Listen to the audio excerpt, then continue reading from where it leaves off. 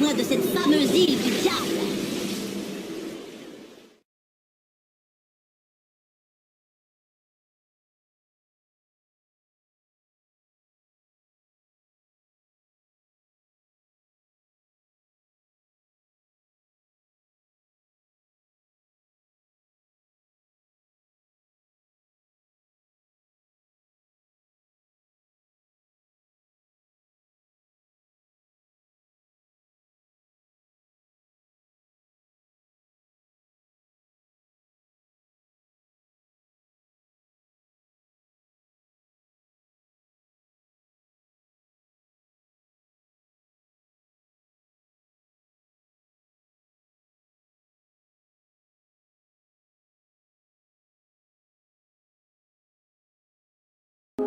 We were in a ship and a huge storm hit us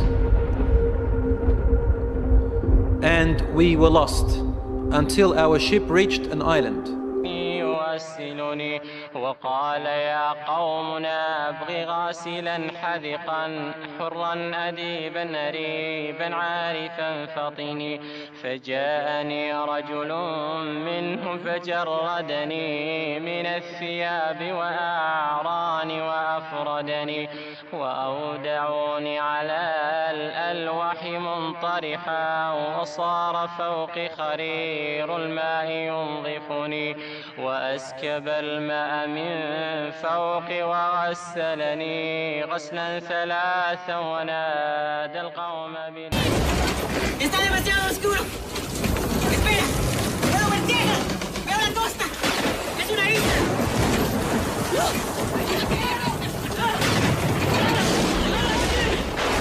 ¡Veo el diablo!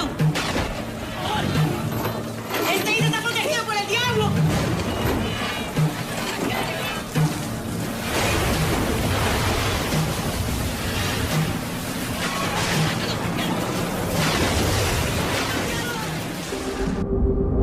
We entered the island.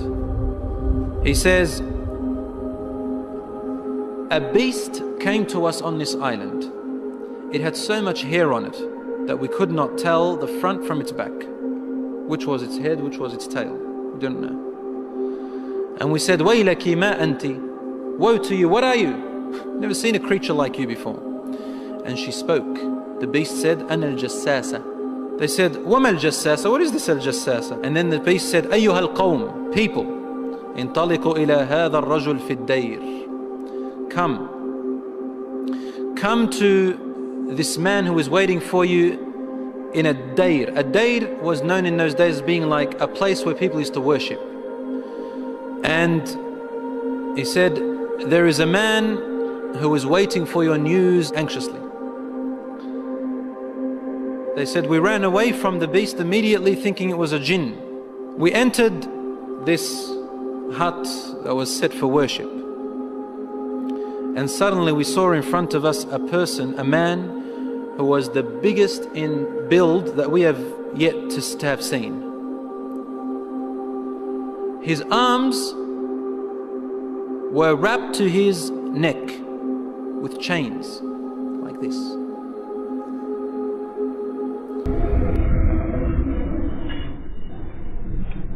And his head and arms were also chained together to his knees, to his legs, like this. So he can just look up, and he's chained up really well. He couldn't move.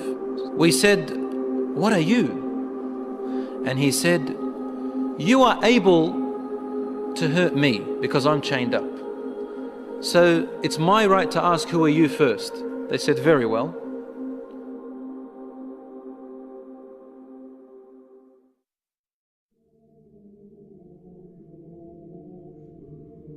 We are people from the Arabs. We set sail in our ship and a storm hit us until we became lost and landed on this island. We came to this island and we found this beast that came to us that had so much hair on it, and it led us to you. They said, we got afraid of this man and we didn't feel safe around him. However, the man said to us, tell me about the palm trees of Baysan. Baysan is a city in Jordan. He wanted to know whether there were palm trees planted in there a lot. We said, what do you exactly want to know about Baysan in Jordan? He said, I ask you, are there more palm trees and have they be filled with dates or not yet? They said, yes, it is full of palm trees and full of dates, more than many other places in what we know. He said, soon its palm trees and dates will become scarce, will no longer give fruits. Today, really, in Jordan, dates are scarce now. It used to be in history abundance. Now listen. He said, now explain to me about Buhayra al-Tabariya. You know what Tabariya is? Which ocean, which sea that is? Okay, the Tabariya Sea. It's also close to Asham. They said, what do you want to know about it?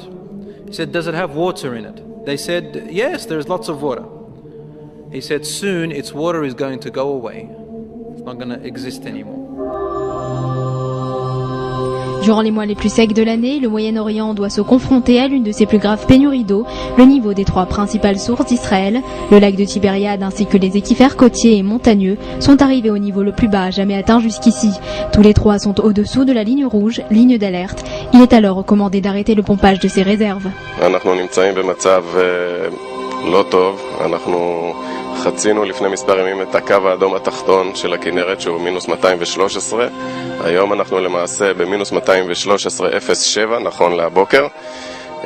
וחסרים לנו כאן 4 מטר ו27 סנטימטר נכון להיום, שזה המון. Confronté à une augmentation de la consommation de l'eau due à une population de plus en plus importante, auxquels sont ajoutés les résidents de Jordanie et des territoires palestiniens, Israël n'a pas d'autre choix que de continuer à puiser de ses sources.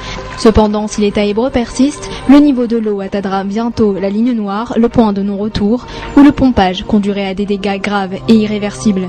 Avec les prochains mois qui s'annoncent sans pluie, Israël s'en rapproche dangereusement. אנחנו נגיע למה שקוראים ברשות המים הקו השחור, שזה הקו שמתחתיו המשאבות של המוביל הארצי ששואבות מים אל המערכת לא תוכלנה לשאוב יותר, פיזית, הן לא יכולות, הצינור לא מגיע לעומק הזה.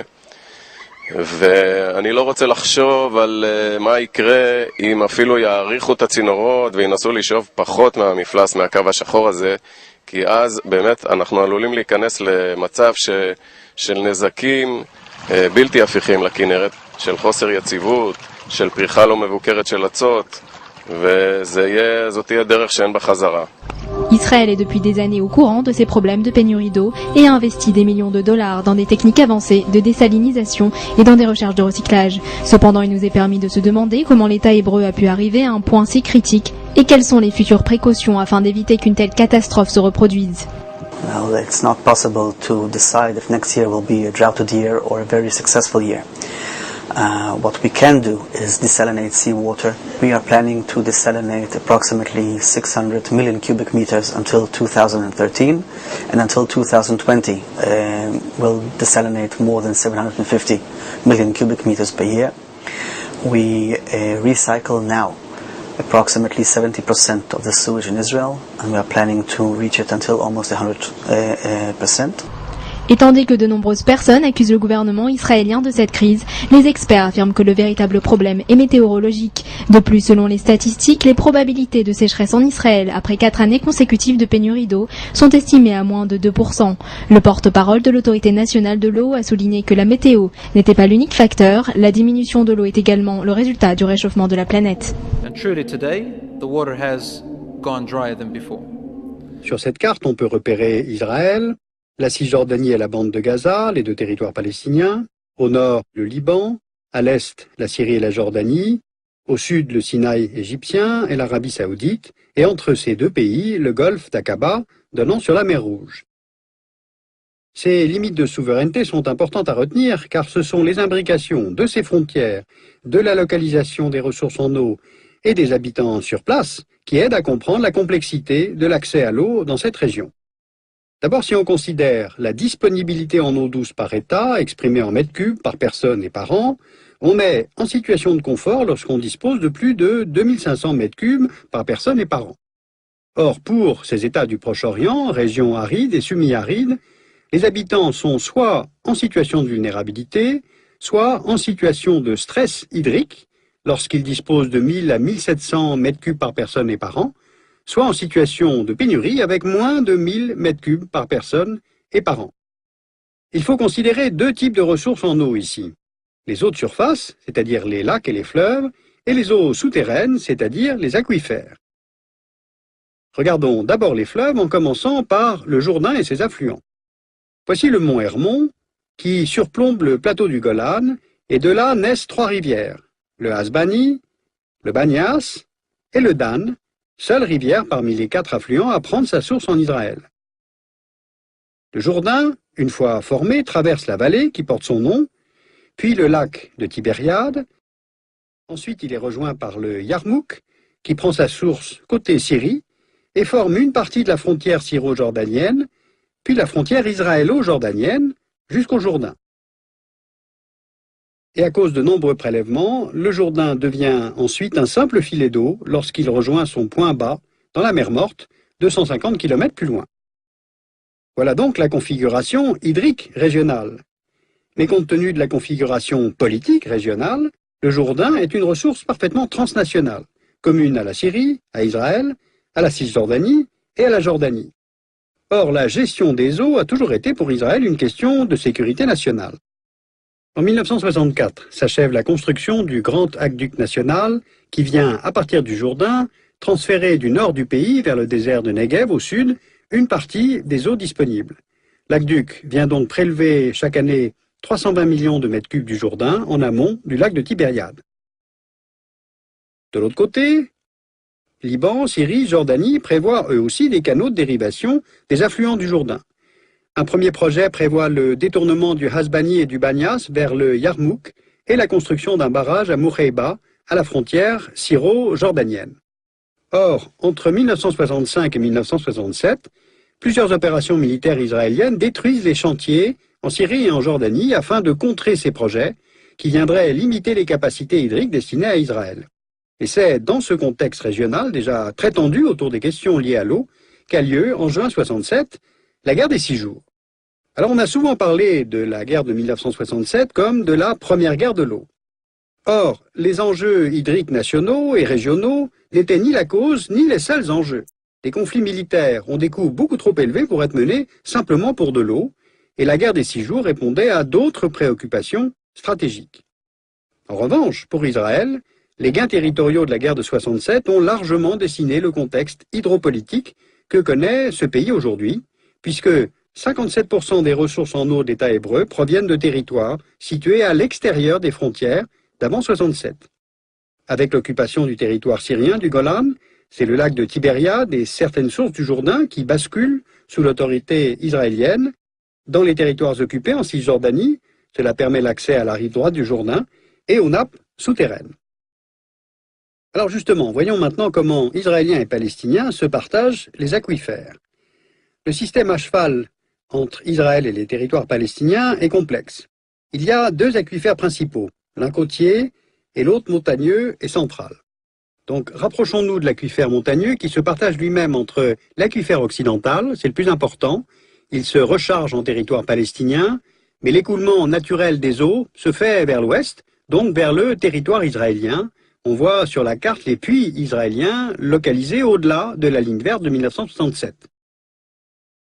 L'aquifère du nord, dont les eaux coulent elles aussi vers les plaines israéliennes au nord, et l'aquifère de l'est, dont les eaux coulent vers le Jourdain, donc en Cisjordanie.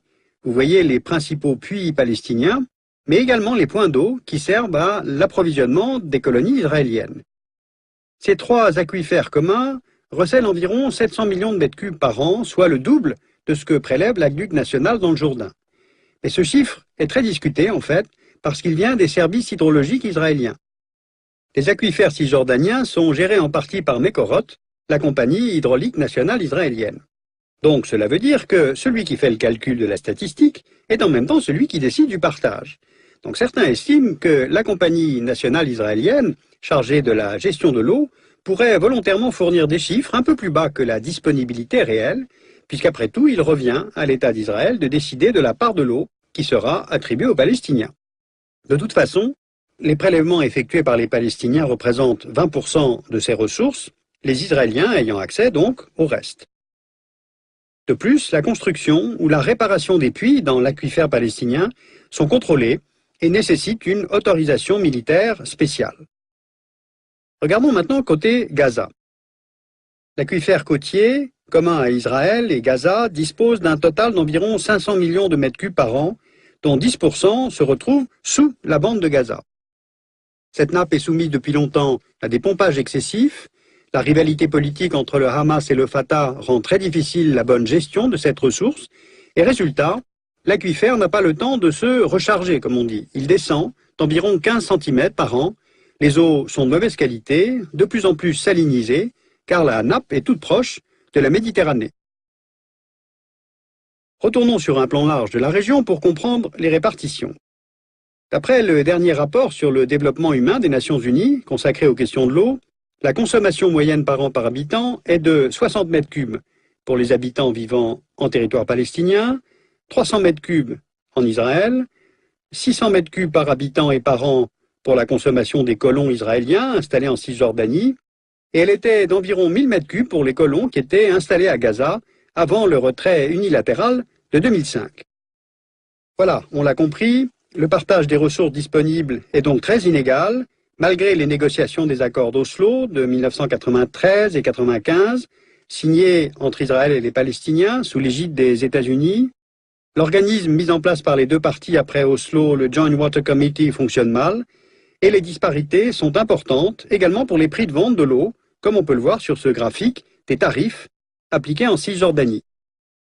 Alors évidemment, l'établissement de cette hiérarchie des consommations et des prix se fait en fonction du rapport des forces politiques entre Israéliens et Palestiniens et en fonction du projet économique.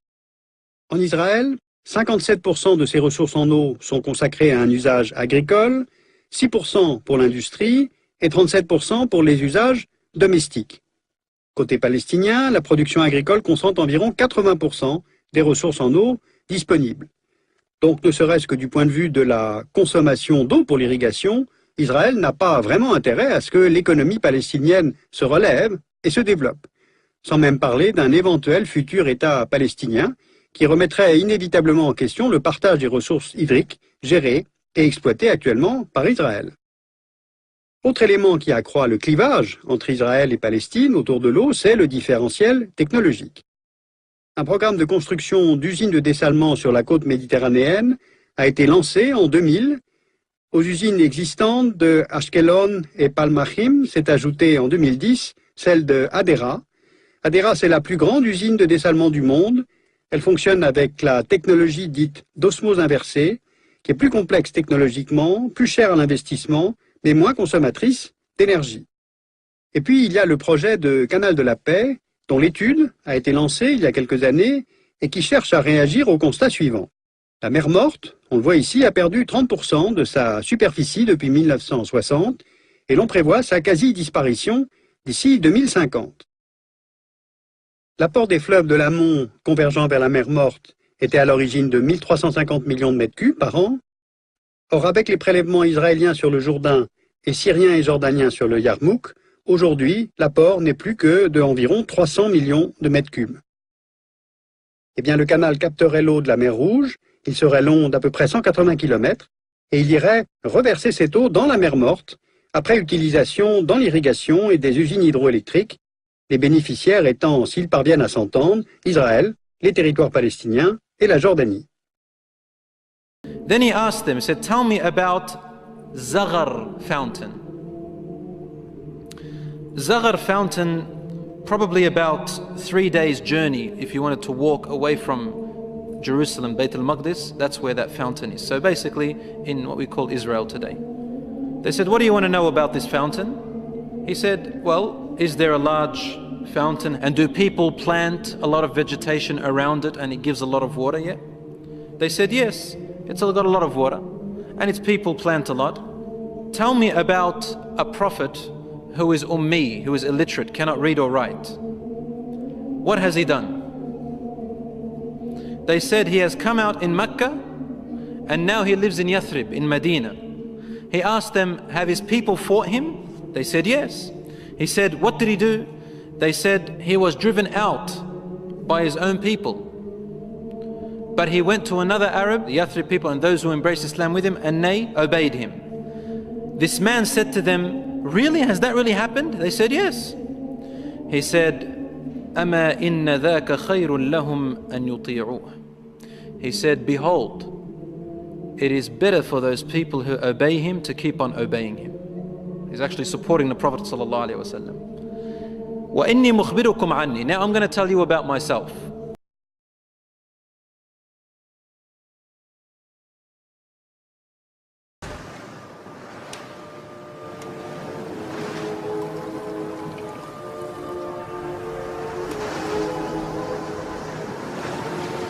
Vous êtes le diable?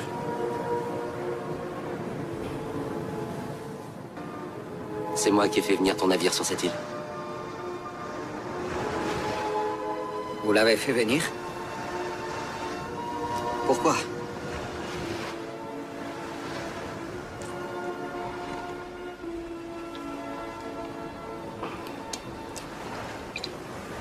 Dis-toi que ce vin représente ce que tu appelles l'enfer, ou plus largement, on pourrait parler de la perversion, du mal, des ténèbres.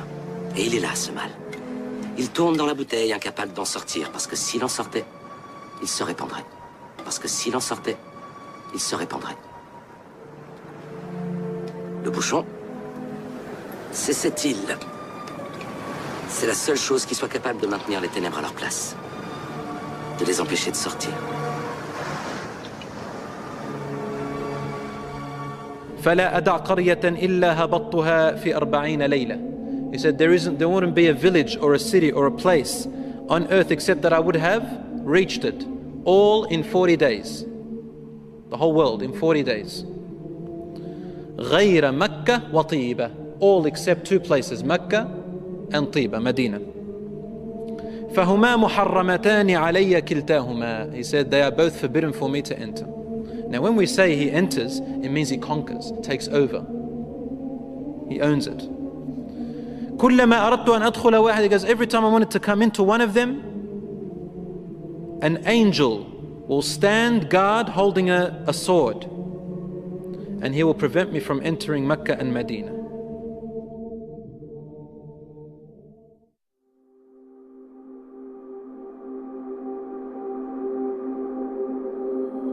Al-Rasul sallallahu alayhi wa sallam started grabbing his stick and sort of, he put it close to his hip, sallallahu alayhi wa sallam. And then he began to bang, to hit the ground with it, like this. But he was sort of tense, sallallahu alayhi wa sallam. Something very important, he was really tense about it. And he hit the floor and he said, أَلَا هَذِهِ طِيبَةٌ. Behold everyone, this is Tiba. Meaning he's pointing, this is Medina. He's in Medina, he's saying, this is Tiba, which you are in right now.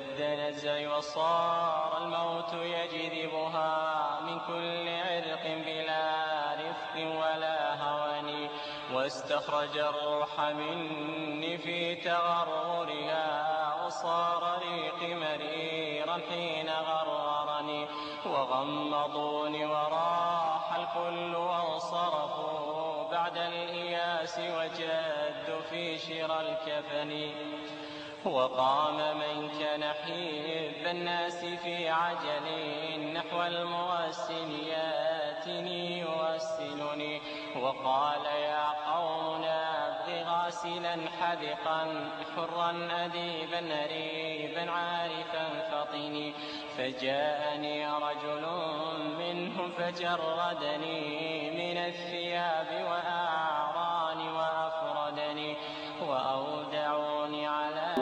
He said, didn't I tell you that this man will come out and not be able to enter this land? They said, yes, Ya Rasulullah, because he had told them a lot about it before.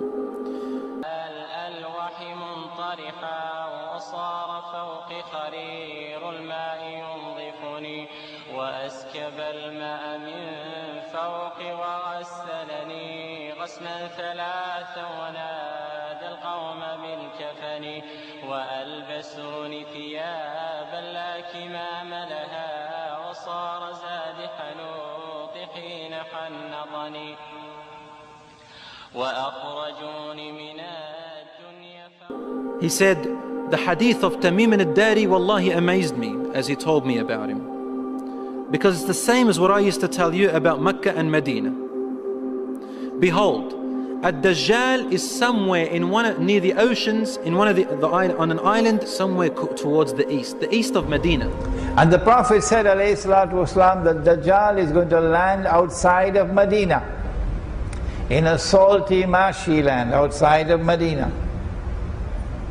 And when he lands outside of Medina, the Prophet said that Medina is going to shake 3 times. Please read the booklet outside on this subject. Medina returns to center stage in Akhiru Zaman. Medina is going to shake 3 times.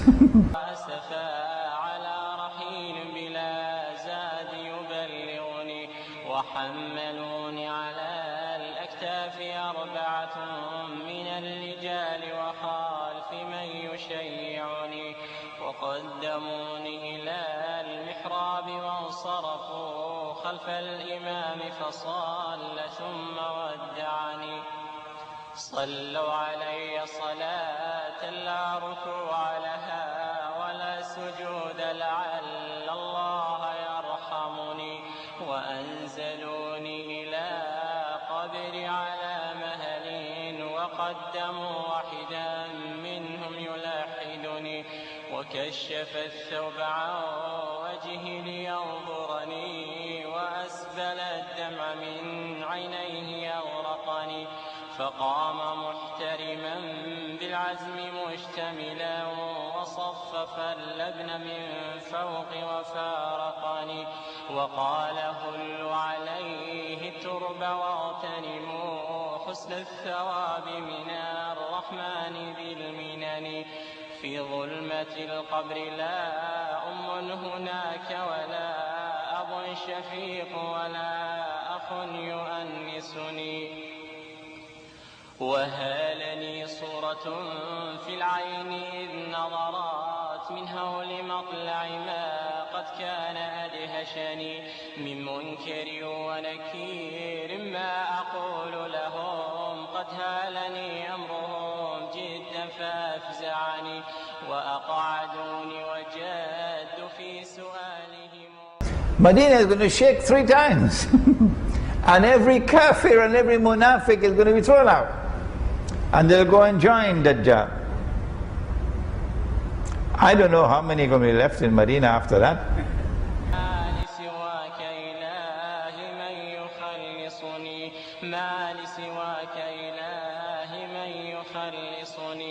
فامنن علي بعفو منك يا أملي فإنني مثق بالذنب مرتهني.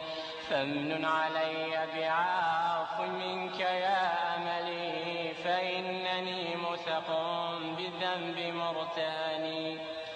تقاسم الأهل مالي بعدما انصرفوا وصار وزري على ظهري فأثقلني.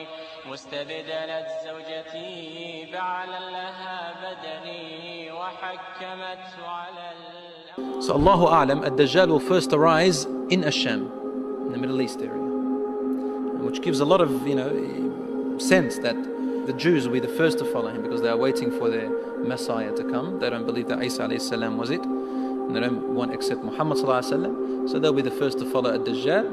They say he is the real Isa. As for the Christians, they believe in the coming of Isa alayhi salam. Because they've mixed up their scriptures, they will think that this is the man. There's a new day in America between Christians and Jews. We don't agree on everything, but we agree on this, that we are going to be together, inseparable in the defense of Israel and the Jewish people.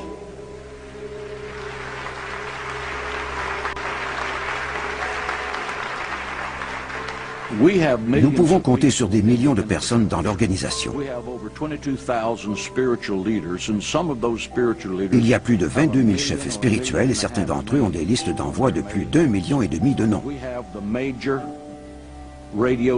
La majorité des ministres présents à la radio et à la télévision soutiennent notre cause parce que chaque évangéliste croit à la Bible. et la Bible ordonne clairement de soutenir l'État d'Israël. Exactement là où se situe le dôme du rocher. Il protège le rocher. Et ce rocher, c'est le Saint des Saints. Donc vous voulez détruire le dôme du rocher et construire le troisième temple. Nous aimerions bâtir le troisième temple. Oui, c'est ce que vous souhaitez. Mais si cela se passe comme vous le dites, et que vous bâtissez un temple juif sur un site musulman, cela causera une guerre. Cela en vaut-il vraiment la peine? Cela créera des emplois pour les Arabes démunis et pour les Juifs démunis. Cela relancera toute l'économie de l'État d'Israël. Et bien sûr, cela établira une relation spirituelle beaucoup plus privilégiée entre l'humanité et Dieu. And because he will say, I am Isa, they will ask for him, they will ask for miracles, and he will do these miracles. Some of them won't be convinced. See, afterwards he'll say that I am God. Ana ilahukum. And then they'll say, what proof do you have? He said, only God can raise the dead. He said, okay, what if I raise your parents from the dead? They said, yes, we'll believe you're God. So he will be able to get the jinns, the shayateen, to work for him, and he will raise them to become, to look like their parents, and they will speak to them. And so the people, non-Muslim people and the weak Muslims will follow him.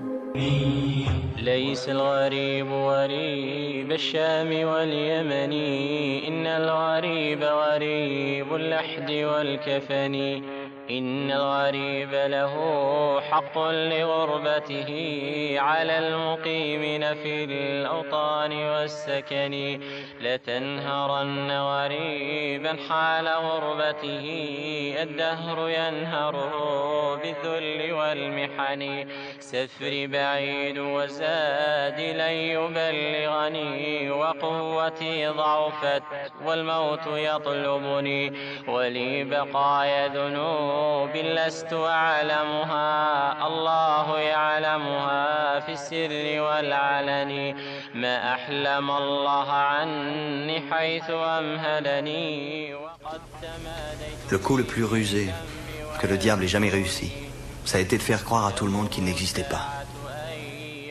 بلا ندم ولا بكاء ولا خوف ولا حزن أنا الذي أغلق الأبواب مجتهدا على المعاصي وعين الله تنظرني يا زلة كتبات في غفلة ذهبات يا حسرة بقيات في القلب تحرقني دعني أنوح على نفسي وأندبها وأقطع الدهر بالتذكير والحزن دع عنك عدلي يا من كان يعذلني لو كنت تعلم ما بكنت تعذرني دعني أسح دموعا لا انقطاع لها.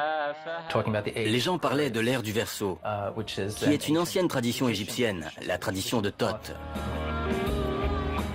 C'était quelque chose d'absolument central dans la culture populaire des années 60. Mais les adeptes du New Age vont encore plus loin et puisent dans plusieurs versions différentes du livre de Thoth. Dans la version de Crowley, ils empruntent l'idée des drogues et de l'amour libre. Dans la version grecque, le Corpus Hermeticum, ils prennent l'idée d'un nouvel âge plus pur et plus spirituel.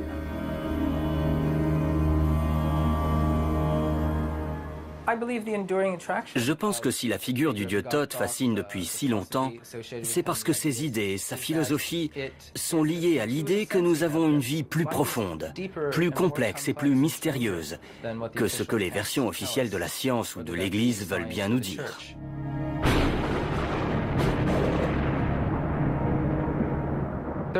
Il y a des passages très édifiants dans le Corpus Hermeticum. Grandis jusqu'à une taille incommensurable, affranchis-toi de tous, transcende toutes les époques, suppose que rien n'est impossible pour toi-même, considère-toi comme immortel et capable de tout comprendre. Ce qui me frappe dans ce passage, et dans beaucoup d'autres extraits du Corpus Hermeticum, c'est qu'il nous montre les possibilités de notre conscience, de notre intellect et de notre esprit. Le sens du livre de Thoth original est désormais foisonnant.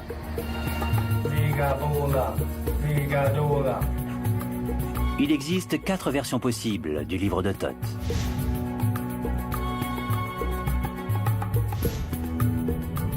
L'ancienne version grecque, le Corpus Hermeticum, traduite en latin et exhumée à la Renaissance. La version du XVIIIe siècle d'Aliette, un jeu de tarot qui serait une représentation authentique du texte hiéroglyphique égyptien. La version sexuellement licencieuse de Crowley, des cartes de tarot qui auraient été dictées par Thoth lui-même.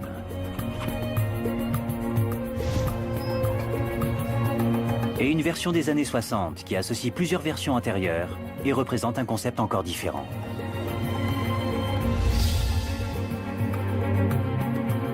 Quatre versions radicalement différentes, mais qui se réclament néanmoins toutes du livre de Thoth.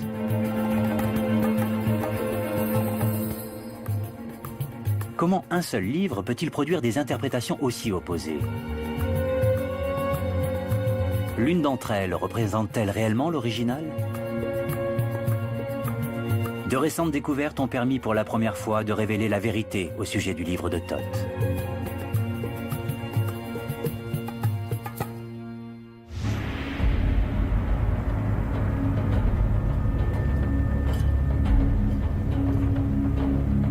Pendant plus de 100 ans, des fouilles archéologiques ont progressivement fait la lumière sur les mystères de la civilisation égyptienne. Des milliers de textes écrits sur papyrus ont notamment été découverts. S'il existe un vrai livre de Thoth, c'est ici qu'il se trouve. Mais les papyrus ne livrent pas facilement leurs secrets. Ils sont rédigés en 2 langues égyptiennes différentes, les hiéroglyphes et la démotique. Pendant des siècles, personne n'a été capable de les lire. Elles ont finalement été déchiffrées au milieu du 19e siècle, grâce à un des plus extraordinaires objets jamais découverts,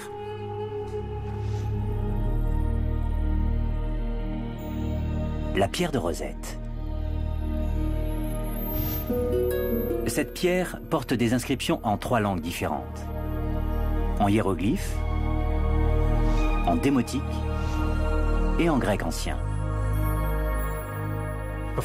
Avant la découverte de la pierre de Rosette, les gens ne savaient pas comment envisager les hiéroglyphes. Il s'agissait de petits dessins qu'on essayait de décrire. On les considérait comme des symboles. Et on essayait de trouver du sens dans ce qu'ils représentaient. Mais ça n'avait pas grand-chose à voir avec ce que les Égyptiens voulaient réellement dire. La pierre de Rosette a changé tout ça. La partie grecque a pu être traduite. Les parties en hiéroglyphes et en démotique disaient la même chose, donc à partir du grec, on a pu trouver ce que les hiéroglyphes voulaient dire. Cette langue pouvait enfin être déchiffrée. Grâce à la pierre de Rosette, les égyptologues sont désormais en mesure de déchiffrer des milliers de papyrus. Et leurs conclusions sont passionnantes.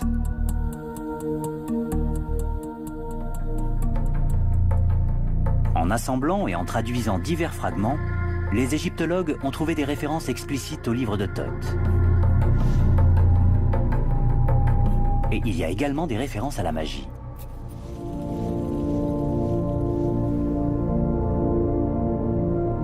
Mais il ne s'agit pas de la magie telle que nous l'entendons.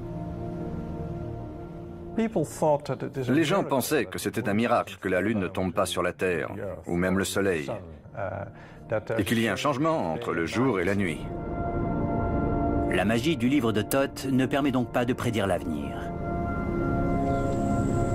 Elle fournit simplement des clés pour comprendre le monde.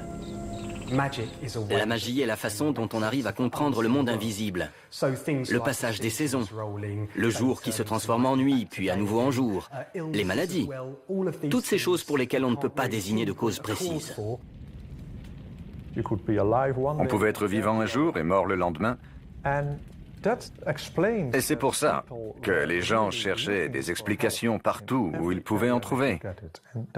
C'est pour ça que la magie était extrêmement importante pour eux. Les papyrus font aussi référence à des formules magiques. Mais une fois encore, elles n'ont rien à voir avec ce que nous connaissons. Il ne s'agit pas de magie.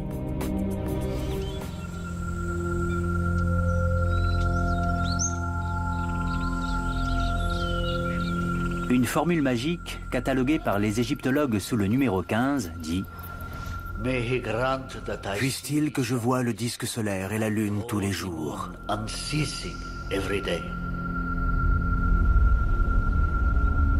La formule magique numéro 31 évoque une menace couramment répandue.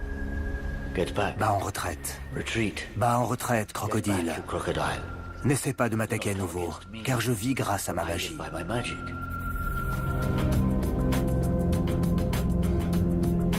Il ne s'agit donc pas de formules magiques censées réaliser des actes hors du commun. Elles s'apparentent davantage à des prières. Le mot formule magique ne facilite pas les choses. C'est nous qui avons imposé cette terminologie dans la littérature de l'Égypte ancienne.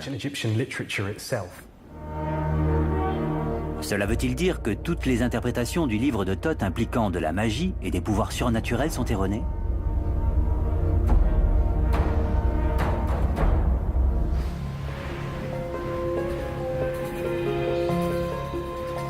Grâce au travail des égyptologues, nous avons une vision de plus en plus claire de ce qu'est le livre de Thoth et de ce qu'il n'est pas. Il comporte bien des références à l'homme élevé au rang de demi-dieu, comme le pensaient les intellectuels de la Renaissance. Il y a bien aussi des références aux rituels maçonniques de mort et de renaissance.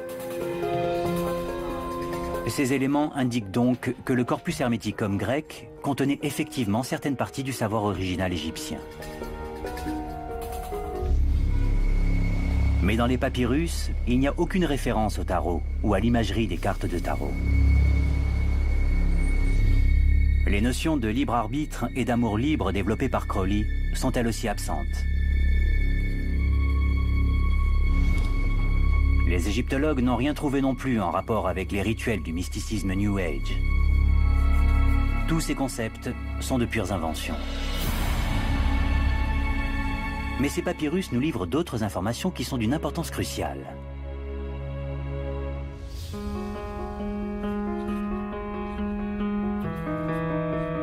Ces informations ont conduit les égyptologues à se demander si le livre de Thoth a jamais existé en tant qu'objet. Malgré les éléments dont on dispose, on n'est pas sûr qu'il existe un livre de Thoth qu'on pourra un jour trouver.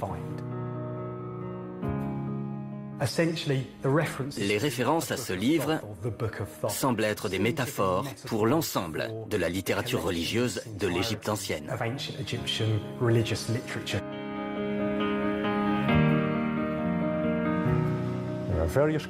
Il existe différentes compilations de savoir magique, écrites à différentes périodes. Et pour ceux qui y croient, elles forment le vrai livre de Thoth. Mais quand on les assemble, elles sont tellement différentes qu'on ne peut pas dégager de tradition centrale. Le livre de Thoth n'a jamais existé. Ainsi, la légende de Thoth et son livre magique seraient-ils voués à disparaître? Cela paraît peu probable. En 2002, un sondage de la BBC a placé Crowley à la 73e place des personnalités britanniques les plus influentes de l'histoire. Et une nouvelle génération alimente les légendes de l'Égypte ancienne. De nouveaux films et jeux vidéo sont inspirés de cette période historique. Et même si le livre de Thoth n'existe pas, beaucoup de gens continuent à y croire. La légende de Thoth est vieille de 5000 ans, mais sa magie est encore bien présente.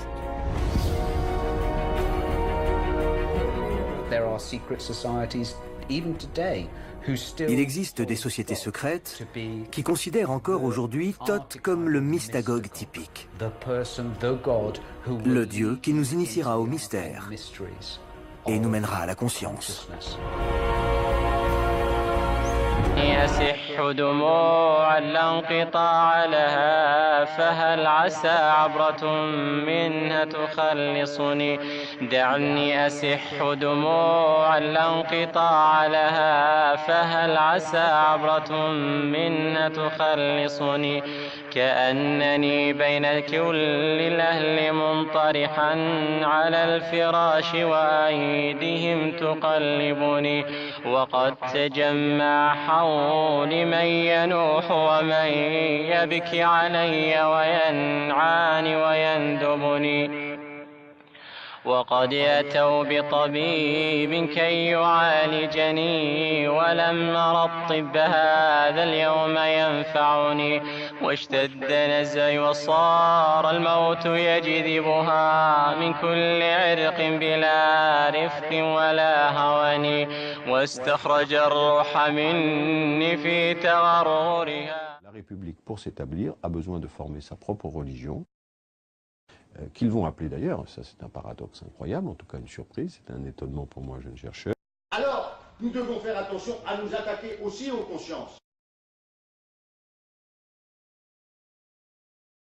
À forger aussi pour nous-mêmes une doctrine, une morale publique et d'une certaine façon une spiritualité républicaine.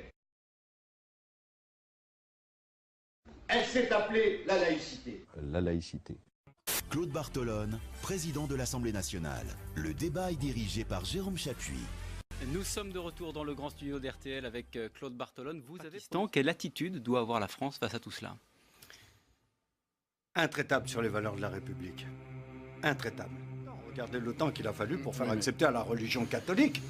Le fait qu'il y a une religion suprême pour chacun d'entre nous, c'est la religion de la République. Il y a des choses qui ne se font pas, il y a des codes qui doivent être respectés. Vous savez, je pense que la République a besoin de rites. L'école doit avoir ses rites et ses symboles.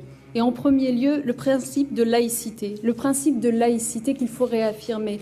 La démocratie, c'est une véritable religion. Et elle a besoin de rites pour être reconnue et acceptée.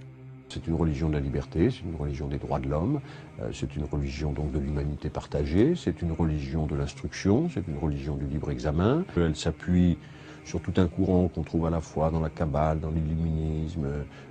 L'idée est de l'incarnation à travers Jésus, c'est-à-dire un seul homme.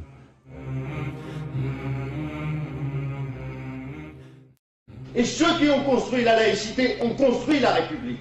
Et par l'intermédiaire de l'école, avec les instituteurs, qui étaient bien ces prêtres laïcs, dans le temple des écoles, eh bien nous avons construit une république à la fois démocratique, sociale et une république laïque. De la République qui veut donc montrer que l'école est toujours au cœur de son action, qui plus est depuis les attentats, les manques de respect lors de la minute de silence. Et donc Najat Vallaud-Belkacem, c'est à elle que revenait aujourd'hui la charge, avec le Premier ministre Manuel Valls, de compléter le dispositif annoncé hier. Alors on va avoir une journée de laïcité le 9 décembre, la formation de 1000 enseignants à cette question de la laïcité toujours. On va faire signer des chartes et un règlement intérieur aux élèves et aux parents.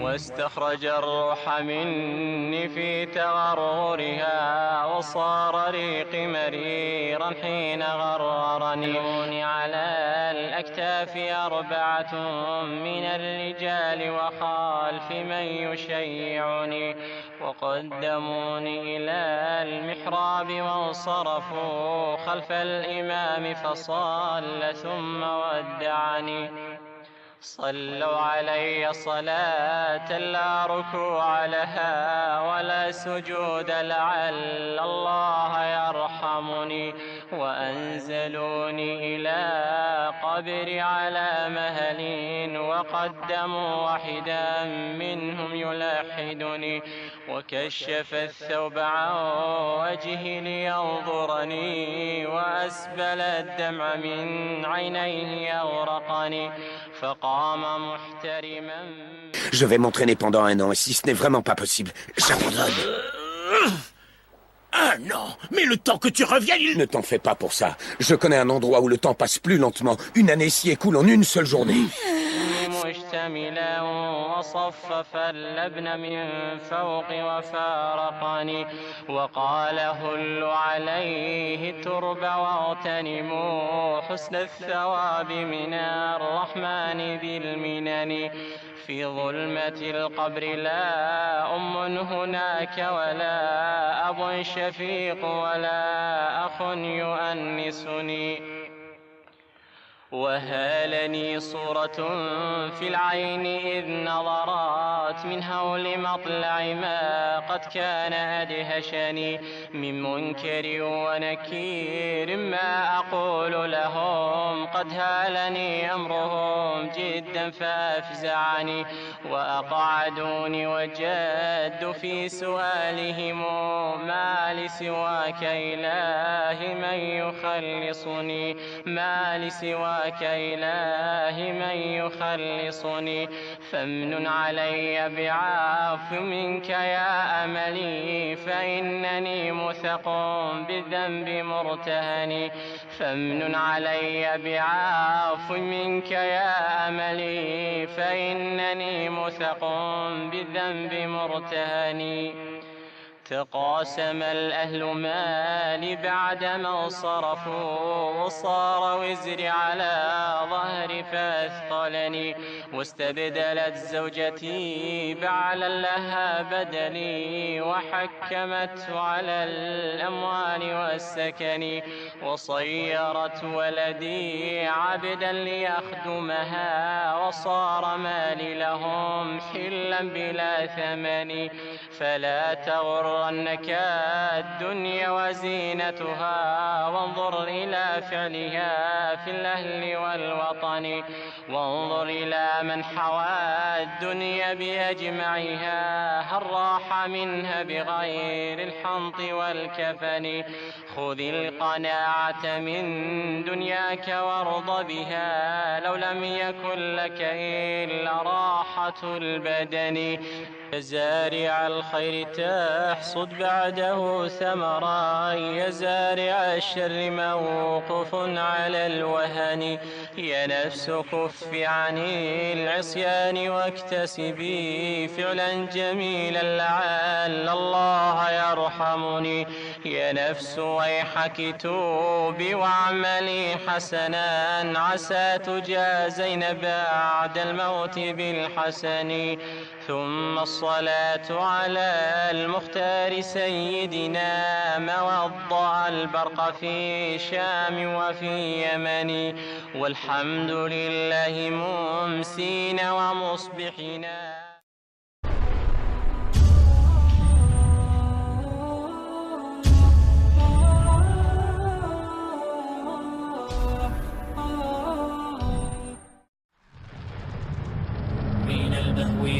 هبت رياح هباء فطار القصيد يحاكي الهوى رياح السموم وكف الغيوم تنادي ألا من جلا من البهو همت رياح هباء فطار القصيد يحاكي الهوى رياح السموم وكف الغيوم تنادي ألا من جلا فشر يحاك لكم أمتي يريد الفناء ورب السماء فيا أمتي أنصتوا واسمعوا فجل الأمور بدت في خفاء قنابلهم كالسموم تدار فما من صدوق وما من إخاء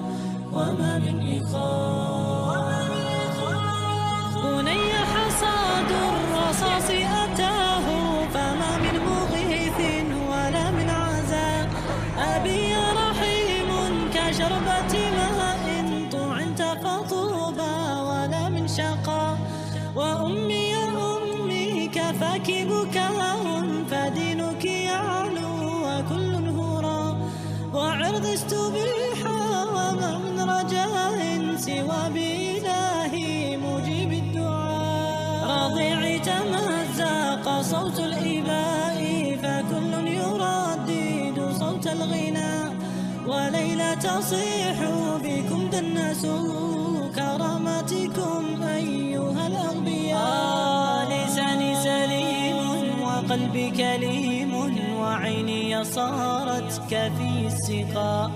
أئن طويلا وما من دواء فقومي صاروا كما الببغاء. لساني سليم وقلبي كليم وعيني صارت كفي السقاء.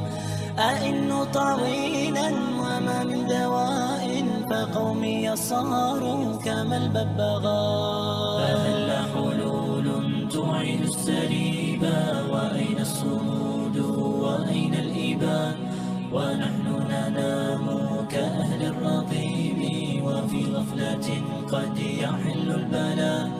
وأرجو الإله يزيل العناء ويرسل جندا كديم السماء ليعلو الكتاب ويخبو سواه وينصر جندا ألح الدعاء. ليعلو الكتاب ويخبو سواه وينصر جندا ألح الدعاء. ألح الدعاء.